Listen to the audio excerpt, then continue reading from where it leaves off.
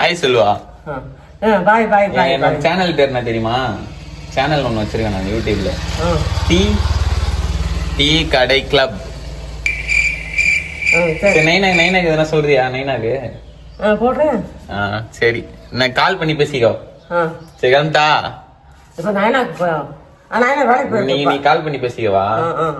சரி, ஓட்டு யாருக்கு போடுவ? ஓட்டு சொல்ல முடியாது. ஓட்டு விஜய்க்கு நான் விஜய்க்கெல்லாம் போட மாட்டேன். விஜய்க்கு போட மாட்டியா? 2 சாமியா கொடுத்திருக்காங்க.